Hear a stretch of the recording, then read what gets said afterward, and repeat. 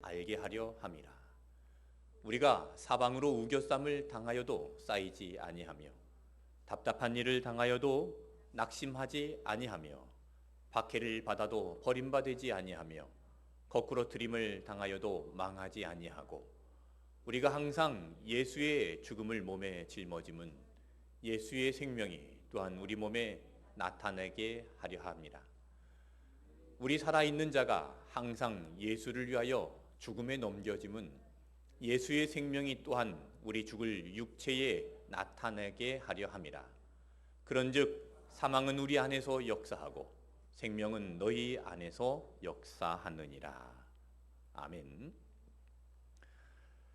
전에 신도시로 이사한 가정을 방문했는데 그 가정에서 깜짝 놀랄 이야기를 들었습니다. 신도시는 아파트 단지로 구성이 됩니다. 아파트 단지 중간에 초등학교가 생겼습니다. 그 가정이 그 아파트로 이사를 하고 그 초등학교에 아이를 전학시켰습니다.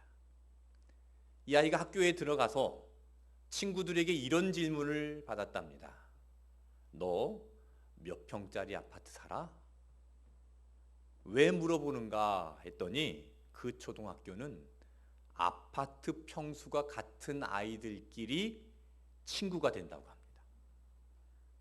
여러분 별로 충격이 안 오시나 보는데 저는 그 이야기를 듣고 정말 깜짝 놀랐습니다. 초등학교 다니는 어린 아이들이 벌써부터 그렇게 아파트 평수를 비교하고 그 아파트 평수끼리끼리 논다는 것이 놀랄 일입니다. 혹시 이 자리에도 아파트 평수끼리 앉으신 거는 아니시겠지요? 네, 여러분 세상이 그렇게 흘러갈지라도 예수 믿는 사람들은 그렇게 가면 안 됩니다. 요즘 목사님들을 만나면 목사님들이 물어보는 것이 있습니다. 성도들은 몇 명이나 모이나요? 교회 예산은 얼마나 되는가요? 왜 물어볼까요? 자기 교회보다 큰가 작은가를 확인해 보고 싶은 겁니다.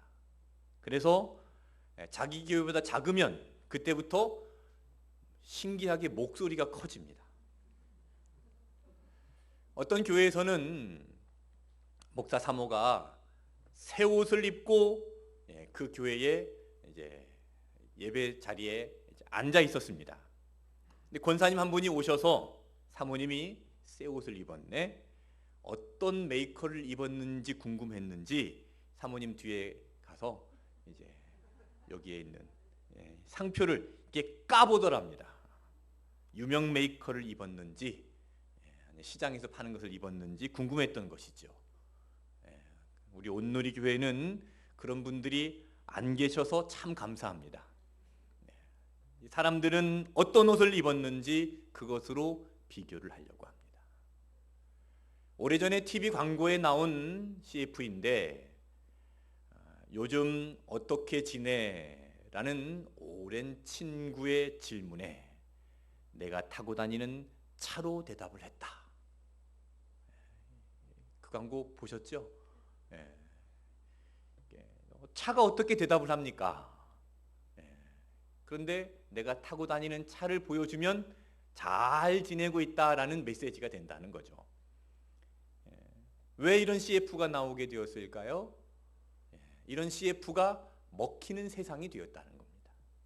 세상은 그렇습니다. 아파트 평수로 말을 합니다. 타고 다니는 차로 말을 합니다. 내가 입고 다니는 이 옷으로 말을 합니다. 내가 들고 다니는 핸드백으로 말을 합니다. 세상은 비교의식을 가지고 살아가는 곳입니다. 누가 크냐? 누가 높냐? 누가 앞이냐? 누가 멋있냐? 누가 예쁘냐? 누가 잘하냐? 누가 성공했냐? 세상은 그런 비교의식을 가지고 살아가지만 교회는 달라야 합니다. 예수님을 믿는 사람들은 달라야 합니다. 세상 사람들은 비교의식을 가지고 살아가지만 예수 믿는 사람들은 창조의식을 가지고 살아가야 됩니다. 세상은 비교의식으로 상대적으로 비교하고 판단하고 서열을 정하고 살지만 예수 믿는 사람들은 상대적이 아니라 절대적인 창조 의식으로 사는 사람인 줄로 믿습니다. 비교 의식과 창조 의식이 완전히 다른데, 이것을 좀 쉽게 설명해 드리면 상품과 작품의 차이라고 말씀드릴 수 있습니다. 상품은 다른 것에 비교해서 값이 결정되는 것입니다. 비교해서 값이 결정되는 것을 상품이라고 말합니다. 작품은요, 다른 어떤 것으로도 비교할 수 없는 것일 때 작품이라고 말을 합니다. 이 상품과 작품은 엄청난 차이가 있습니다. 상품은 시간이 지날수록 가격이 떨어집니다. 가치가 떨어집니다.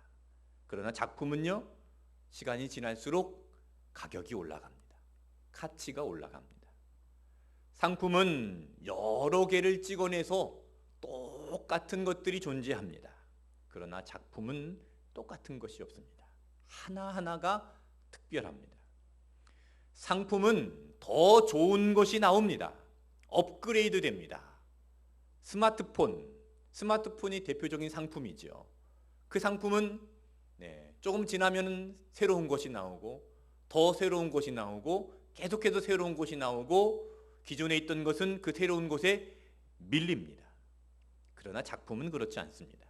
작품은 더 좋은 곳이 나올 수 없습니다. 그 자체가 완성품입니다. 상품은 다른 것으로 대체할 수 있지만 작품은 다른 것으로 대체할 수가 없습니다. 상품은 새 것과 헛 것으로 비교합니다. 큰 것과 작은 것으로 비교합니다. 그러나 작품은 비교당하지 않습니다. 그 작품이 가지고 있는 절대 가치가 있기 때문에 그렇습니다.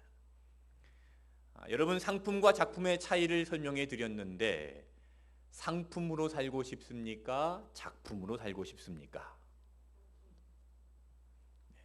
여러분, 아파트 평수가 나의 가치를 결정한다고 생각하십니까? 내가 어떤 옷을 입었는지 그 옷이 나의 가치를 표현해 준다고 생각하십니까? 결코 그럴 수 없죠. 그런데 그렇게 사는 사람이 있습니다. 그런 사람은 작품으로 살아가는 것이 아니라 상품으로 살아가는 겁니다. 그런 걸로 자신의 평가를 인정받고 싶어하는 사람은 작품의 인생이 아니라 상품의 인생밖에 되지 않는다는 말씀입니다. 하나님은 우리를 작품으로 만드셨습니다. 지난주에 설교 시간에 말씀드렸죠. 교회는 하나님의 작품입니다. 교회 안에 있는 모든 예수 믿는 성도들은 하나님의 작품입니다. 하나님은 우리를 상품이 아닌 작품으로 만드셨습니다. 에베소서 2장 10절 말씀 주보를 보면서 같이 읽겠습니다. 우리는 그가 만드신 바라 그리스도 예수 안에서 선한 일을 위하여 지으심을 받은 자니 이 일은 하나님이 전에 예비하사 우리로 그 가운데서 행하게 하려 하심이니라. 여기에 만드신 바라 그랬습니다. 하나님께서 우리를 만드셨는데 에베소 2장 10절에 기록된 이 만드신 바라 하는 이 단어가 헬라어로 포이에마라고 합니다. 이 포이에마라는 단어는 영어 포임에서 나왔습니다. 포임이 무슨 뜻이죠? 시입니다. 시. 그러니까 하나님께서 우리를 만드실 때 어떻게 만드셨냐면 시인이 그 시를 짓는 것처럼 우리를 만들었다는 겁니다. 인간은 한 사람 한 사람을 마치 시를 짓는 것처럼 특별하게 정말 심혈을 기울여서 만들었다라는 말씀입니다. 그래서 성도들은 각기 다 다릅니다. 개성이 다르고 은사가 다르고 소리가 다르고 모양이 다르고 능력이 다르고 다양합니다. 자, 이 에베소서 2장 10절 말씀을 영어 성경에서는 뭐라고 말씀하고 있을까요? 자, 영어 성경을 한번 보여주시기 바랍니다. 네. 자, 같이 읽겠습니다. 시작. 네. 네, 저도 영어는 잘 못합니다. 그러나 제일 위에 있는 단어만 보십시오. For we are God's masterpiece. 이 마스터피스가 뭘까요? 마스터피스. 이것을 걸작품이라고 합니다. 우리 옆에 계신 분들과 인사를 나누겠습니다. 당신은 하나님의 걸작품입니다. 걸작품을 알아보는 나는 정말 특별한 사람입니다. 여러분 한 사람 한 사람이 정말 특별한 사람입니다. 하나님의 특별한 작품입니다. 모두 다 귀한 존재입니다. 우리 모두가 하나님의 사랑 안에서 귀하고 특별한 존재임을 알고 그런 걸작품으로 살아가시기를 주님의 이름으로 축원합니다. 사도 바울이 이 걸작품을 고린도후서 4장 7절에서 이렇게 표현을 했습니다. 성경 말씀 같이 읽겠습니다. 우리가 이 보배를 질그릇에 가졌으니 이는 심히 큰 능력은 하나님께 있고 우리에게 있지 아니함을 알게 하려 함이라. 이 보배를 질그릇에 가졌다 했습니다. 질그릇은 진흙으로 만든 그릇입니다. 이 질그릇이 성경에 자주 등장하는 단어인데 사람을 질그릇으로 만들었다라는 말씀이 구약성경, 신약성경에 많이 나옵니다. 구약성경 이사야 말씀을 보겠습니다. 이사야 64장 8절입니다. 그러나 여호와여 이제 주는 우리의 아버지이시니이다. 우리는 진흙이요 주는 토기장이시니 우리는 다 주의 손으로 지으신 것이니이다. 우리는 진흙입니다. 인간은 흙으로 만들어졌습니다. 하나님께서 천지 창조 시에 인간을 만드실 때 흙으로 사람을 만드시고 그 코에 생기를 불어넣으시니 사람이 생명이 되니라 했습니다. 인간은 진흙으로 만들어졌습니다. 토기장이가 진흙으로 질그릇을 만들듯이 인간을 그렇게 만들었다는 것입니다. 오늘 그 질그릇이 무엇인가 세 가지를 함께 살펴보고 은혜를 나누고자 합니다. 첫 번째, 질그릇은 약합니다. 질그릇은 진흙으로 만들어졌습니다. 제가 이 그릇을 하나 가지고 나왔습니다. 이것은 흙으로 만들어진 그릇입니다. 흙으로 만들어졌기 때문에 잘 깨어집니다. 정말 약한 존재입니다. 그리고 값이 아주 쌉니다. 비쌀 이유가 없습니다. 이걸 얼마 주고 샀는지 모르겠지만 아마 흔하게 쉽게 구할 수 있는 아주 싼 물건입니다. 왜 이렇게 쌀까요? 진흙으로 만들어졌기 때문에 쌉니다. 금으로 만들어졌으면 아주 비쌀 것입니다. 은으로 만들어져도 비쌀 것입니다. 그러나 진흙으로 만들어졌기 때문에 아주 싼 물건입니다. 그 자체로는 정말 가치를 매길 수 없을 정도로 굉장히 싼 물건입니다. 미국의 일리노이주의 해부학 교수였던 할리 맨션이 인간의 육체를 분석해서 이런 결과를 얻게 되었습니다. 보통 사람의 인체는 2.25kg의 칼슘과 500g의 인과 252g의 칼륨과 168g의 나트륨과 28g의 마그네슘과 26g의 철과 그리고 약간의 구리 성분으로 이루어져 있다고 합니다. 이 물질을 현시가로 계산을 해서 이제 판단해 보면 얼마 정도 나올 것 같습니까? 보통 4,500원 정도 된다고 합니다. 커피 한 잔 값이죠. 인간을 질그릇으로 만들었다라는 뜻은 인간은 이 진흙처럼 질그릇처럼 아무것도 아닌 존재라는 겁니다. 저도 아무것도 아닌 존재입니다. 커피 한 잔밖에 되지 않는 그런 존재입니다. 세상에서 아무리 잘난 척을 하고 있는 척을 하고 멋있는 척을 하고 온갖 포장을 다 해봐도 인간 그 자체로는 아무것도 아님을 우리가 알아야 됩니다. 질그릇이 바로 그것을 우리에게 보여주고 있는 것입니다. 그러면 왜 하나님은 인간을 이런 질그릇으로 만드셨을까요? 금그릇 얼마나 좋습니까? 은그릇 얼마나 좋나요? 저기 포항 제철에서 나오는 강철로 만들면 얼마나 강하고 좋습니까? 그런데 왜 약하고 보잘것없고 값싼 질그릇으로 만드셨을까요? 만약 하나님께서 금그릇으로 만드셨다면 그 금그릇은 그 자체로서 가치를 나타낼 것입니다. 스스로 자신을 뽐내면서 자신의 영광을 드러내는 그런 존재로 살아가게 될 겁니다. 만약에 강철로 만들었다면 인간은 자신의 힘을 강한 줄로 알고 교만한 인생을 살게 될 것입니다. 그러나 질그릇으로 만드셨습니다. 아주 약한 존재입니다. 값싼 존재입니다. 그런 연약한 질그릇으로 만든 이유를 사도 바울이 이렇게 말씀합니다. 7절 말씀을 다시 한번 읽겠습니다. 우리가 이 보배를 질그릇에 가졌으니 이는 심히 큰 능력은 하나님께 있고 우리에게 있지 아니함을 알게 하려 함이라. 연약한 질그릇으로 만든 이유는 큰 능력이 하나님께 있고 우리에게 있지 아니한 것을 알게 하려 합니다. 그랬습니다. 심히 큰 능력은 나에게 있는 것이 아닙니다. 심히 큰 능력은 하나님께 있습니다. 그것을 알게 하시려고, 그것을 나타내게 하시려고 우리를 질그릇처럼 연약하게 만드신 줄로 믿습니다. 금으로 만들지 않고 강철로 만들지 않고 연약한 질그릇으로 만드셨습니다. 그래서 인간은 연약합니다. 그래서 인간은 실수합니다. 그래서 인간은 깨어집니다. 그래서 인간은 넘어집니다. 그래서 인간은 자꾸 연약해지고 혼자서는 살 수 없는 그런 것, 그 인생을 고백하게 됩니다.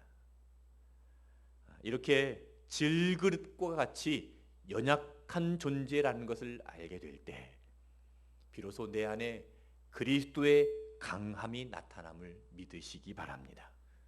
내가 금그릇이 되려고 하면 내 영광이 나타납니다. 주님의 영광이 나타나지 않습니다. 내가 강철 그릇이 되려고 하면 내 강함이 나타나지 주님의 강함이 나타나지 않습니다. 내가 연약할 때 내 안에 예수 그리스도의 강함이 나타나는 줄로 믿으시길 바랍니다. 예수님을 보배로 담는 그런 질그릇들이 다 되시기를 주님의 이름으로 축원합니다. 두 번째로 질그릇은 안에 무엇을 담고 있는가로 그릇의 가치가 평가됩니다. 질그릇은 약하고 값싸고 보잘것없는 그릇이지만 그 안에 무엇이 들어있는가에 따라서 그릇의 가치가 달라집니다. 제가 신학교에 공부할 때 교수님께서 하신 말씀이 있습니다. 교수님이 미국 유학 시절에 어떤 가정에 초대를 받아서 그 가정에 가서 같이 식사를 하게 되었다고 합니다. 그 초대한 가정은 미국인 가정입니다. 그런데 한국을 너무나 좋아합니다. 한국의 물건을 수집하는 취미가 있습니다. 한국에 여행 올 때마다 물건들을 하나하나 사가고 한식을 또 취미로 요리하는 그런 가정입니다. 그 가정에 가서 이제 식사를 할 시간이 되어서 이제 그 미국인 가정에서 이제 한식을 준비해서 대접을 하는 겁니다. 그래서 이제 밥을 먹을 때 이제 밥그릇에 이제 밥이 떠서 나오는데 이 밥을 어디에서 뜨느냐, 이 뜨는 항아리를 잘 보니까 어디서 많이 본 항아리입니다. 그냥 밥통이 아니라 어디서 많이 본 항아리인데 자세히 보니까 요강이었다고 합니다. 요강 아시죠?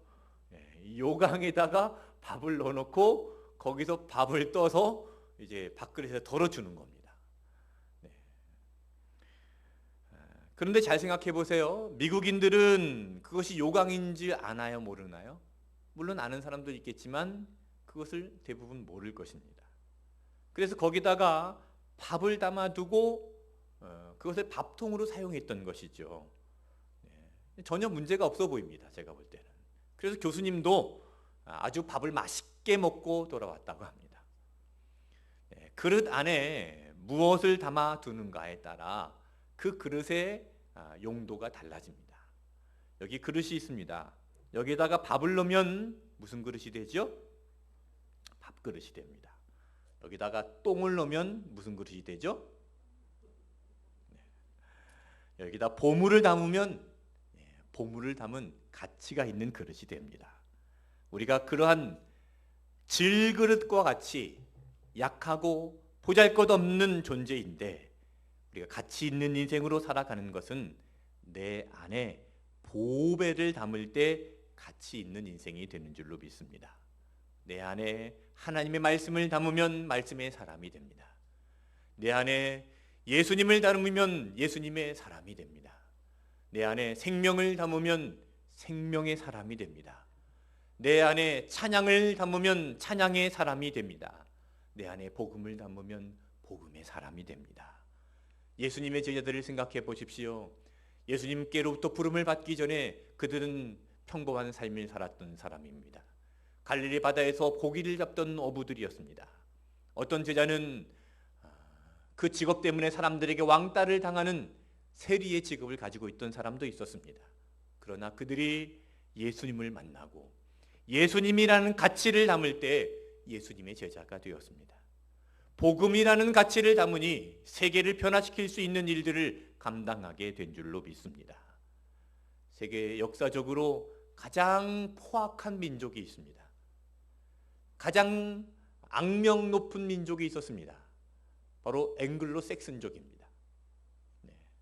그런데 그 족속이 예수님이라는 보배를 담으니까 신사의 나라가 되었습니다. 영국이라는 나라가 된 겁니다. 우리나라도 그렇죠. 미신과 우상이 가득한 나라였습니다. 그런데 예수님이라는 보배를 담으니 세계적으로 뛰어난 민족이 된 줄로 믿습니다. 무엇을 담는가 하는 것은 그 그릇의 가치를 달라지게 하는 것입니다. 질그릇이 예수님이라는 보배를 담을 때에 그 질그릇이 복이 되는 겁니다.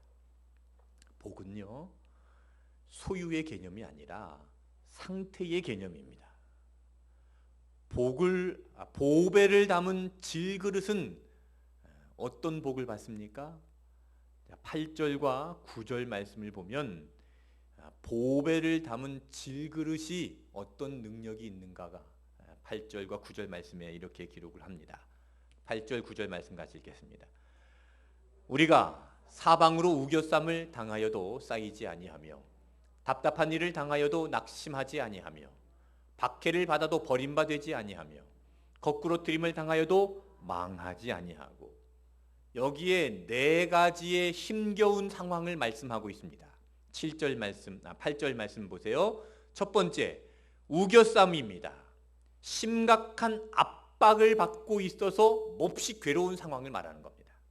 두 번째, 답답한 일입니다. 무엇을 해야 할지, 어떻게 해야 할지를 몰라서 매우 당황스러운 상황을 말하는 겁니다. 세 번째, 박해입니다. 9절 말씀 보여주세요. 박해입니다.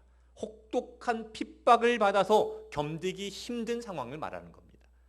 그리고 네 번째, 거꾸로 트림입니다. 넘어지고 낮아지고 부서지는 상태를 말합니다. 그런데 보배를 담은 질그릇은 어떻습니까? 8절 말씀 보여주세요. 사방으로 우겨쌈을 당하여도 쌓이지 않습니다.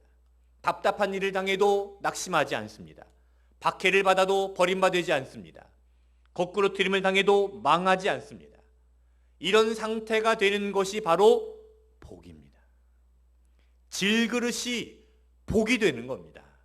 사방으로 우겨쌈을 당해도 쌓이지 않고, 답답한 일을 당해도 낙심하지 않고, 박해를 받아도 버림받지 않고, 거꾸로 트림을 당해도 망하지 않습니다. 여러분, 이것이 복인 줄로 믿습니다. 예수님이라는 보배를 내 안에 갖게 된 것이 이 세상에서 가장 큰 복인 줄로 믿습니다. 이 복이 무엇을 의미하는지 이 오전 시간에 설명을 할까 하다가 너무 시간이 많이 걸릴 것 같아서 오후 예배 시간에 하겠습니다. 구체적인 말씀은 오후 예배 시간에 드릴 테니까 오후 예배 꼭 참석하시고 은혜 받으시길 바랍니다. 보배를 담은 질그릇은요, 엄청난 복이 있는 겁니다. 질그릇 자체는 아무것도 아닙니다. 질그릇은 아무것도 아니지만 그 질그릇이 예수 그리스도라는 보배를 담을 때 복이 되고 엄청난 능력이 나타나게 되는 줄로 믿습니다. 세 번째로, 질그릇은 깨질 때 아름다움이 드러나게 됩니다. 질그릇 안에 보배가 들어 있습니다. 보물이 들어 있습니다. 이 그릇 안에 보물이 들어 있습니다. 소리가 들리십니까? 제가 이것을 들고 가다가 아차 실수해서 떨어지면 어떻게 될까요? 떨어지면 이 질그릇이 깨어지고 이 안에 있는 보물들이 바닥에 퍼지면서 보물들이 드러나게 됩니다. 이 안에 있는, 물론 금은 보화는 아니지만 이 보물들이 드러나면, 이 보물들이 사방으로 퍼지면 얼마나 아름답겠습니까? 질그릇의 입장에서는 깨어지는 것은 고난입니다. 그러나 그 깨어짐의 고난을 통해서 하나님의 영광이 드러나는 아름다움이 있습니다. 그래서 사도 바울이 10절에서 이렇게 말씀을 합니다. 우리가 항상 예수의 죽음을 몸에 짊어짐은 예수의 생명이 또한 우리 몸에 나타나게 하려 함이라. 예수의 죽음을 몸에 짊어짐은 무엇입니까? 예수 그리스도의 십자가의 고난입니다. 우리가 예수님처럼 십자가의 고난을 짊어짐으로 예수님의 생명이 나타나게 됩니다. 고난을 통해서 예수님의 생명의 아름다움이 나타나게 되는 것입니다. 11절 말씀 같이 읽어볼까요? 우리 살아있는 자가 항상 예수를 위하여 죽음에 넘겨짐은 예수의 생명이 또한 우리 죽을 육체에 나타나게 하려 함이라. 우리가 예수님과 함께 십자가에서 죽을 때, 내 자아가 예수님의 십자가에 못 박혀 죽을 때 예수님의 생명의 아름다운 역사가 나타납니다. 예수님이라는 보배로운 생명이 나의 깨어짐을 통해서 드러나는 것입니다. 12절 말씀 읽겠습니다. 그런즉 사망은 우리 안에서 역사하고 생명은 너희 안에서 역사하느니라. 바울은 이 고린도 후서 말씀을 편지로 기록하고 얼마 후에 순교를 당했습니다. 바울의 순교와 고난은 고린도 교회 안에 생명의 역사로 살아나게 될 것을 말씀하고 있습니다. 그래서 사망은 우리 안에서 역사하고, 사망은 지금 바울에게 역사하지만 생명은 너희 교회 안에, 고린도 교회 안에 역사하느니라 라고 말씀하고 있는 겁니다. 질그릇이 깨어질 때 질그릇 안에 담고 있는 이 보배가 드러나게 됩니다. 깨어지는 것은 고난입니다. 그러나 그 고난의 과정을 통해서 질그릇 안에 있는 보배로운 예수님의 생명이 드러나는 줄로 믿습니다. 내가 깨어질 때 하나님의 영광이 나타납니다. 내가 깨어지는 것은 고난이지만 그 고난으로 인해서 내 삶의 아름다운 보배가 드러나는 하나님의 역사가 일어나게 될 줄로 믿습니다. 그렇게 깨어지고 부서짐으로 아름다움을 드러내시는 온누리 교회 성도님들 되시기를 주님의 이름으로 축원합니다. 송명희 시인이 작사한 노래 가운데 나 가진 재물 없으나 라는 찬양이 있습니다. 이 영상을 함께 보도록 하겠습니다.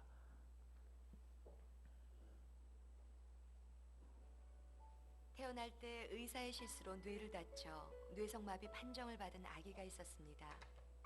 아기의 부모는 가난 때문에 치료는커녕 제대로 된 음식조차 해줄 수가 없었습니다. 어린 시절의 고통은 마음까지 멍들게 했고 사춘기 소녀가 된 아이는 삶을 저주하며 반항했습니다. 한창 호기심도 꿈도 많을 10대 소녀의 시간은 도리어 극심한 절망감을 가져왔습니다. 일어서기도 어려운 몸을 일으켜 창밖을 바라보면 모든 게 자신과는 상관없는 꿈만 같았습니다. 아무도 없는 빈방. 소녀가 부르짖을 대상은 하나님뿐이었습니다. 원망도 투정도 하나님 앞에 쏟아놓았습니다. 그러자 눈물과 땀에 젖은 소녀의 가슴에 빗줄기가 들어오기 시작했습니다. 하지만 가난과 외로움은 여전했습니다. 휠체어도 없이 작은 방 안에서 눈물 흘리는 날도 계속되었습니다. 그때 하나님의 분명한 음성이 한편의 시로 들려왔습니다. 소녀는 토막 연필을 쥐고 그 시를 받아 적기 시작했습니다. 삐뚤삐뚤한 그 시는 소녀의 고백이었습니다. 이 시는 노래가 되어 많은 사람들에게 불리우게 된 나라는 찬양입니다. 온몸으로 하나님께 시를 쓰는 이 여인은 송명의 시인입니다. 그녀는 시를 쓰면서 불편한 몸을 일으켜 곳곳마다 다니며 간증을 했습니다. 수많은 건장한 사람들도 송명의 시인의 간증 앞에서는 한없이 작아졌습니다. 한 번은 세상에 알려지게 된 송명의 시인에게 미국에서 치료를 받게 해주겠다는 후원자가 나섰습니다. 하지만 그녀는 작은 몸을 뒤척이며 조용히 말했습니다. 주님이 만들어 놓으신 이대로 그냥 살겠어요. 난 이대로가 좋아요. 펜 하나 제대로 쥐기 어려운 몸으로 공평하신 하나님을 노래하는 시인 송명의 시인은 가는 곳마다 지금도 이렇게 고백하고 있습니다. 가진 재물 없으나 나 남이 가진 지식 없으나 나 남에게 있는 건강 있지 않으나 나 남이 없는 것 있으니 공평하신 하나님이 나 가진 것 없지만 공평하신 하나님이 나 남이 없는 것 같게 하셨네. 여러분, 우리 하나님은 공평하신 하나님이십니다. 하나님은 우리를 비교하지 않습니다. 우리를 있는 그 자체로 절대적인 창조의 가치로 우리를 바라보시며 우리를 그렇게 인정하십니다. 우리가 그 질그릇이 되어서 우리의 깨어짐을 통해 우리의 부서짐을 통해 그 모든 아름다움이 나타나게 될 줄로 믿습니다. 이 시간 함께 찬양하기를 원합니다. 나 가진 재물 없으나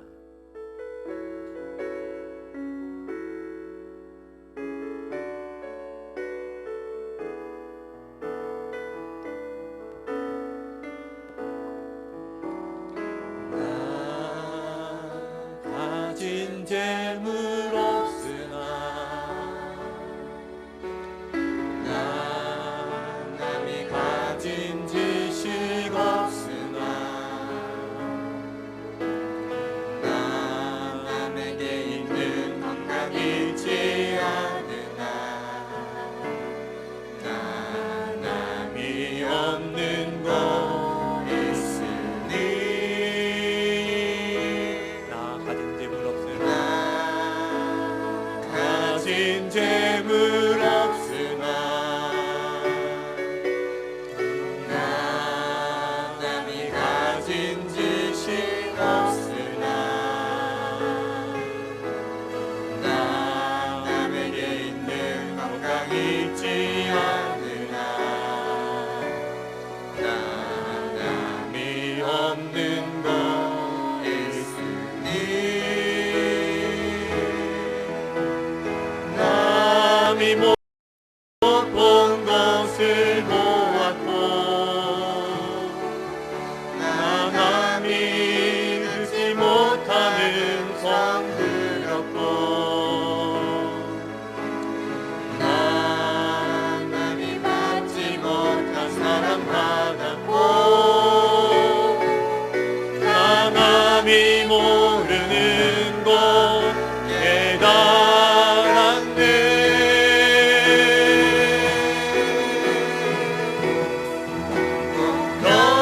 공평하신 하나님이 나 남이 가진 건 나 없지만 공평하신 하나님이 나 남이 없는 것 같게 하셨네. 공평하신 하나님이 공평하신 하나님이 하나님이 나 감히 가진 건 나 없지만 공평하신 하나님이 나 감히 없는 것 같게 하셨네. 여러분, 우리는 가진 것 없습니다. 세상에 많은 사람들과 비교할 때 부족한 건 많습니다. 그러나 여러분, 열등감 갖지 마십시오. 하나님은 공평하신 하나님이십니다. 나를 이렇게 연약하게 만든 이유가 있습니다. 나를 질그릇으로 만든 이유가 있습니다. 그 이유는 심히 큰 능력은 하나님께 우리에게 있지 아니함을 알게 하려 함입니다. 심히 큰 능력은 내 안에 보물이 되신 예수님에게 있습니다. 그 예수님을 고백하시길 바랍니다. 그 예수님이 가장 큰 보물임을 인정하시길 바랍니다. 이 시간에 함께 기도하길 원합니다. 예수님, 내 안에 큰 보물이 되셔서 내가 예수님보다 더 사랑하는 것, 더 자랑하는 것, 더 예수님보다 비교하는 것 다 내려놓고 예수님만이 나의 보물이 되는 삶을 살게 하여 주옵소서. 보배를 담은 질그릇이 되게 하여 주옵소서. 내가 깨어지고 부서지고 내가 고난을 당함으로 내 안에 계신 예수님의 아름다움이 드러나게 하여 주옵소서. 우리 가정에 드러나게 하시고 우리 교회에 드러나게 하시고 우리 삶 속에서 그 아름다움이 드러나게 하여 주옵소서. 함께 통성으로 기도하겠습니다. 하나님 아버지, 우리를 질그릇으로 만드신 그 이유를 알게 해주심을 감사합니다. 깨어지고 부서지고 연약한 존재로 만드신